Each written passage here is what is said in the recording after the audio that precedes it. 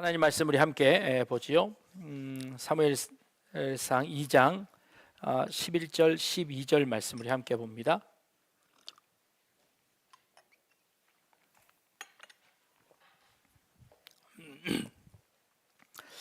2장 11절 말씀과 12절 말씀 우리 함께 다 같이 한 목소리로 봉독합니다. 같이 읽습니다. 엘가나는 라마의 자기 집으로 돌아가고 그 아이는 제사장 엘리 앞에서 여호와를 섬기니라. 엘리의 아들들은 행실이 나빠 여호와를 알지 못하더라. 아멘. 벌써 마지막 주일입니다. 한 해를 지나며 경제적으로는 참 어려웠다고 말씀하시고 또 내년은 더 어려워질 것 같다고 말씀하십니다. 그런 와중에 정치는 끝이 보이지 않는 대립과 반목으로 달려가는 것 같습니다. 오늘 제가 아침에 넥타이를 고르다가 파란색 넥타이 접어두고 빨간색 넥타이 접어두고 까만색 넥타이를 맸습니다.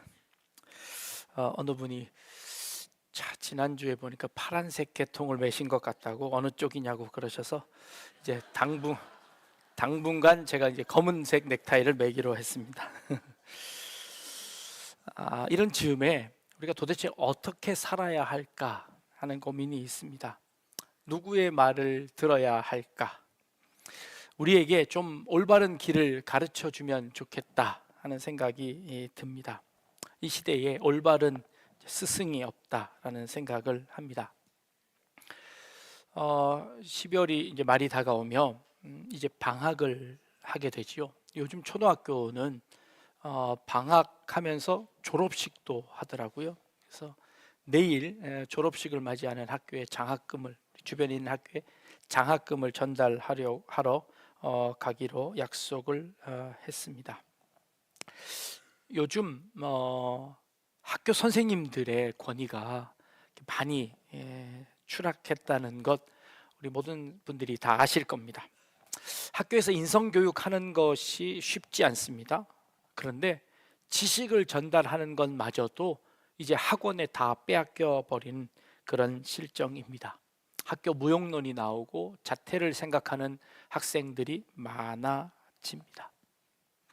그럼에도 불구하고 우리의 자녀들은 좋은 선생님 만났으면 좋겠다라고 하는 그런 바람이 있습니다. 좋은 선생님을 만난다는 것은 그 인생에서 아주 큰 축복입니다.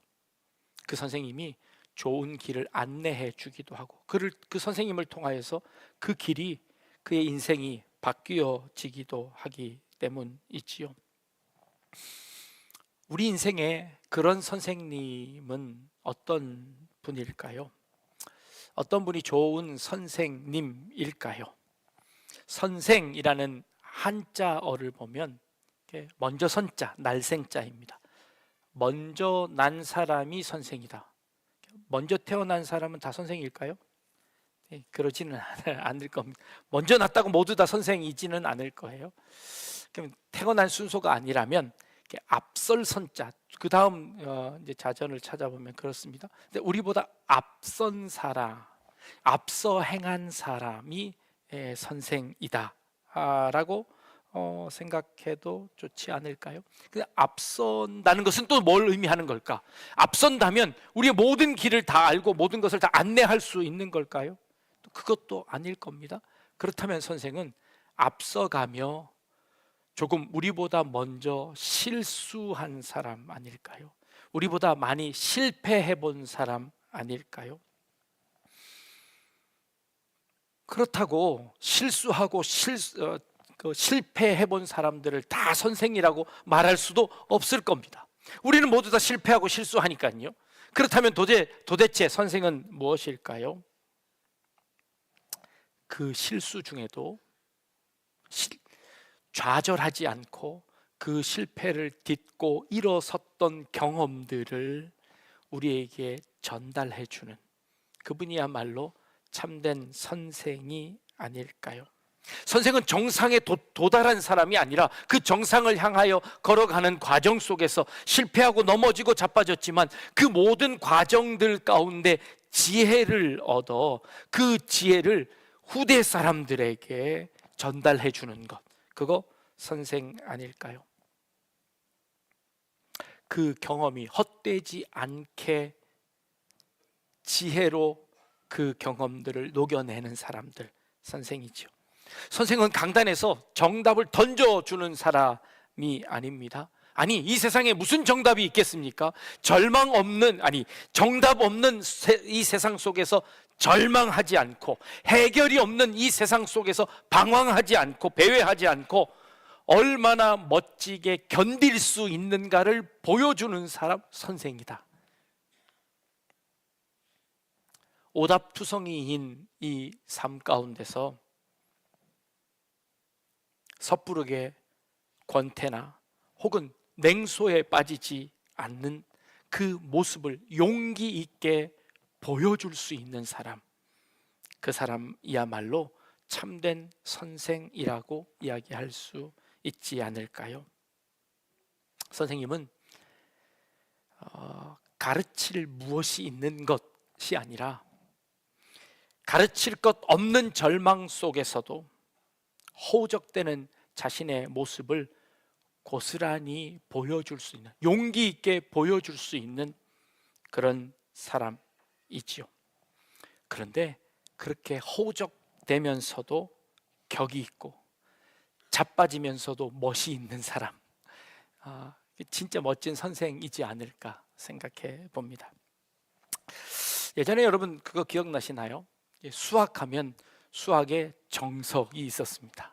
그래서 수학의 정석을 늘 가방에 넣고 다니며 그 책을 딸딸 외우기도 하고 그 있는 문제를 풀기도 하고, 그것만 다 떼면 수학을 마스터할 수 있다라는 희망을 가지고 있었습니다. 물론 그것을 공부한다고 해서 모두 다 수학에 능통하지는 않았습니다. 그래도 소망은 있었습니다. 이것만 하면 된다는 생각이 있었습니다. 그래서 수학의 정석이라고 불렀습니다. 삶에도 그런 정석이 있으면 어떨까요? 근데 삶에는 정석이 없다는 것 우리 너무나 잘 압니다. 선생님은 정석을 보여주는 것이 아닙니다. 선생님은 길 없는 길을 몸으로 살아내는 사람입니다. 길 없는 길이 없기에 진리를 알 수 없습니다. 그런데 그걸 길이라고 부르기에 그건 전혀 무리도 아닙니다. 어쩌면 한 사람의 일리가 될 수도 모르겠습니다. 그런데 그 길 없는 그 길을 따스하게 손잡아주며 함께 걸어갈 수 있도록 용기를 주는 것, 그거 좋은 선생님이다 라고 생각합니다. 2024년을 마무리하며 여러분들 누군가의 선생이 되어 주시길 바랍니다. 그리고 여러분들은 모든 사람들을 선생으로 모시고 이 길 없는 이 길을 용기 있게 걸어갈 수 있는 그런 우리 약대중앙교회 모든 성도님들 되실 수 있기를 주님의 이름으로 축복합니다. 오늘 우리가 읽은 본문에 사무엘을 젖된 후에 그의 부모가 성전에 데리고 가 그곳에 내버려 두고 부모들은 내려왔다고 오늘 본문에 말씀하고 있습니다. 그 아이는 제사장 엘리 앞에서 여호와를 섬기니라 라고 말하고 있습니다. 사무엘은 젖된 이후에 어려서부터 성전에서 자라납니다. 인생을 살아나가는 방법, 아니 인생을 살아나가며 지도자가 되는 방법을 배우고 있습니다. 선생이 되는 방법을 배우고 있습니다. 지도자의 길을 걷고 있습니다. 그런데 그의 스승이라는 사람은 엘리 제사장입니다. 근데 그 스승이 시원치 않아 보입니다. 그의 아들들은 불량배라고 이야기합니다. 하나님을 알지 못한다고 이야기합니다. 사무엘의 스승은 누구였을까요? 사무엘의 선생은 누구였을까요? 그 당시는 하나님의 계시도 뜸하던 시대였습니다. 하나님도 말씀하시지 않고 제대로 된 선생도 없습니다. 그런 상황 속에서 사무엘은 나중에 하나님의 사람으로 아주 훌륭하게 자라납니다. 그리고 하나님의 사역을 잘 감당해내는 사람으로 성장합니다. 하나님의 계시가 뜸하던 그런 시대에, 불량배들이 날뛰는 그런 시대에, 어떤 사람이 옳은지 누구의 말을 들어야 하는지 그런 시대의 성전에 살고 있습니다. 그 성전에서 무엇을 배웠을까요? 지금 우리가 살아가고 있는 이 시대와 별반 달라 보이지 않습니다. 무엇이 진리인지, 누구의 말을 따라가야 할지 서로 반목하고 대립하고, 그리고 거기에 하나님의 명확한 말씀조차도 없어 보이는 이 시대를 살아가는 이 사무엘은 누구가 참된 스승이었을까요? 어느 분이 선생은 배워야 하는 존재가 아니라 참아야 하는 존재다 라고 정의를 했습니다. 배운다는 것은 선생을 참아내야 한다는 겁니다. 요즘 학생들은 선생을 참지 않습니다. 조금 마음에 안 들면 바꿔버립니다. 조금 마음에 안 들면 신고해버립니다. 여러분, 옛날 그 무협지나 혹은 그 옛날 영화들 보면 부모의 복수를 위해서 산속에 올라가 스승을 찾아갑니다. 그러면 스승을 딱 찾아가면 스승이 뭘 시키냐 하면 저기 가서 물 기러 오라는 것부터 시킵니다. 그러면 산꼭대기를 내려와서 물 깃기를 3년 합니다. 마당 쓸고 밥 짓고 청소하고 하는 거 3년 합니다. 그렇게 오랜 시간이 지나다 보면 자기도 모르게 스승의 모든 검법을 다 익히게 됩니다. 그때쯤 되면 스승이 이제 하산하거라. 그러면 이제 그게 보통 이제 무협지 영화 드라마 아닙니까? 근데 요즘은 그 모든 것들이 다 없어졌습니다. 요즘은 3개월 완성입니다. 모든 학원들은 3개월 만에 다 떼줍니다. 모든 것들이 속성으로 일어납니다. 진짜 선생이라고 이야기할 수 있을까요? 그걸 학생이라고 이야기할 수 있을까요? 진짜 학생은, 그 배우는 과정은 선생을 참아내야 하는 겁니다. 그리고 그 선생에 있는 가진 것들이 우리의 삶으로 전해지는 것이죠. 학생과 선생은 이게 닮음과 다름을 순환적으로 반복하면서 학습이 일어난답니다. 먼저는 선생님과 나의 다름을 발견합니다. 나보다 더 뛰어난 선생님을 발견하면 그 선생님을 닮고 싶어 합니다. 그래서 그 선생님을 닮으려고 노력합니다. 그래서 그 선생님과 같아질 수 있나요? 그럴 수는 없습니다. 그 가운데 나만의 다름과 나만의 멋과 맛을 내는 사람으로 바뀌어지면 나는 그제서야 또 다른 선생이 되어질 수 있는 것이죠. 그 닮음과 다름을 순환적으로 반복하다 보면 저마다 선생이고 저마다 학생이 되어지지 않을까요?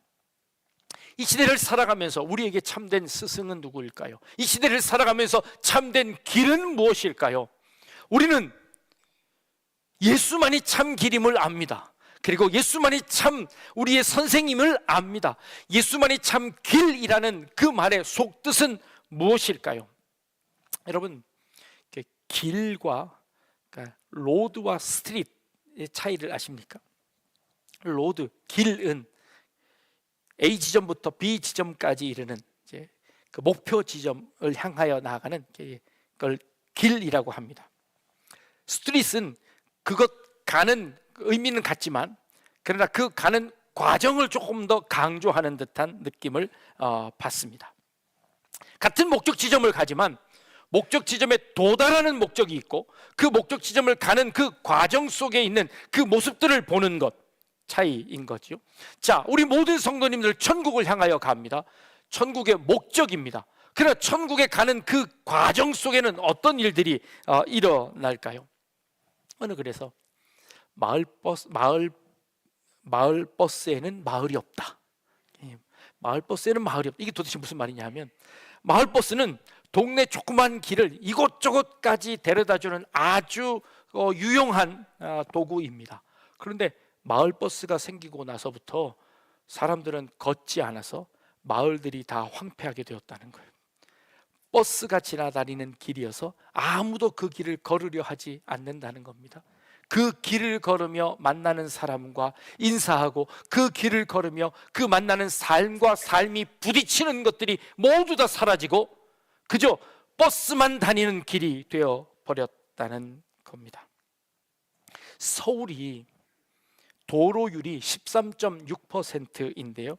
그 서울에 있는 모든 도로 길들을 다 피면 7,400km 되는데 경부고속도로의 17배나 된답니다. 서울에 거미줄처럼 길이 아주 많지요. 그런데 12m 이하 인도가 없는 도로가 76%나 된답니다. 사람들이 걸어 다니지 못하는 도로가 그만큼 된다는 거예요. 거기다가 그 도로마다 다 주차장이 되어버려서 차들이 가득 차 있습니다. 그곳을 지나다니는 것은 이제 거의 불가능합니다. 오히려 길이 차로 막혀버렸습니다. 마을버스가 지나다니라 사람은 다닐 수가 없게 되어버렸죠. 천국 가는 그 길, 천국 가는 그 통로에 우리 교회는 어떤 모습일까요? 어쩌면 마을버스 같은 느낌이 듭니다. 우리 버스에 타면 천국 갈 수 있습니다. 우리 버스 타면 저 천국에 안내해 드릴 수 있습니다 라고 하며 모든 사람들의 그 마주침들을, 모든 사람들의 만남을 떼어놓는 것 같습니다.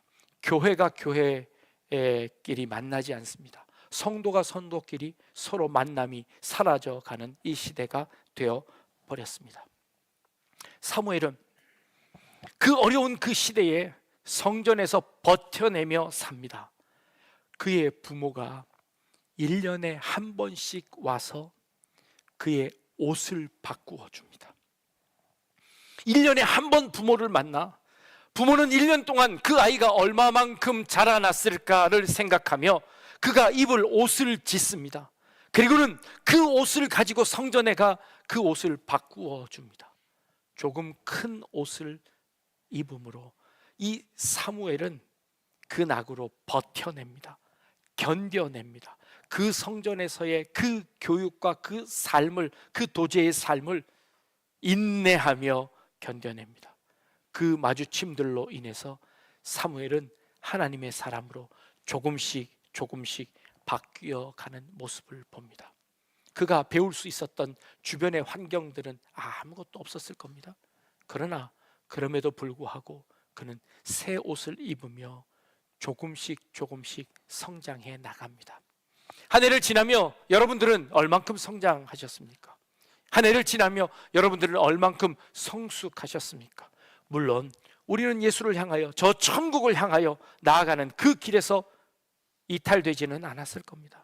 그러나 그 길 가운데 우리는 누구를 만났으며, 그 길 가운데 누구에게 영향력을 주었으며, 그 길 가운데 누구에게 영향을 받으셨습니까?